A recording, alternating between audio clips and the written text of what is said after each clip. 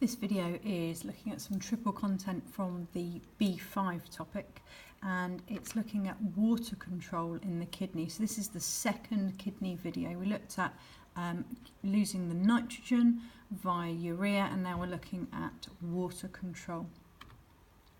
So the hormone involved is antidiuretic hormone. We can call this ADH.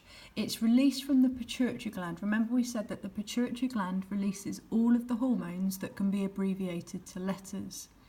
So let's say that we are very dehydrated. We've got low water content in the blood, haven't had enough water during the day, and so the body wants to retain as much water as possible. Okay, at this point, the pituitary gland releases the ADH.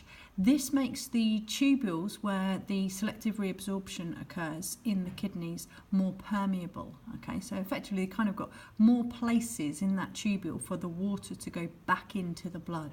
So the tubules become more permeable, more water is reabsorbed back into the blood, and this is a negative feedback response to try and hold on to as much water as possible.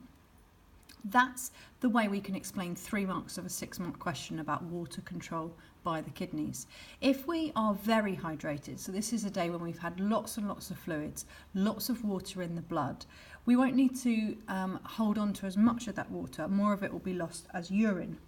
And so in this scenario, less ADH is released from the pituitary gland, therefore the kidney tubules become less permeable and less water is reabsorbed back into the blood. Again, this is a negative feedback control to get that homeostasis. Homeostasis being where the body conditions are where they should be. So negative feedback gets us back to the conditions that make our body work most effectively. So let's look at it as a negative feedback situation. We'll start from the top. This is when there is too much water in the blood. So this is our very hydrated situation. The pituitary gland releases less ADH.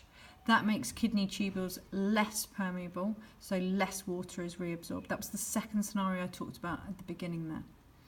If there is too little water in the blood, so we're dehydrated, the pituitary gland releases more ADH, antidiuretic hormone, and this makes kidney tubules become more permeable, so more water is reabsorbed back into the blood. Negative feedback, giving information about a negative situation so the body can correct it, and that's part of homeostasis, maintaining internal body conditions. Hope you found that useful. Thank you.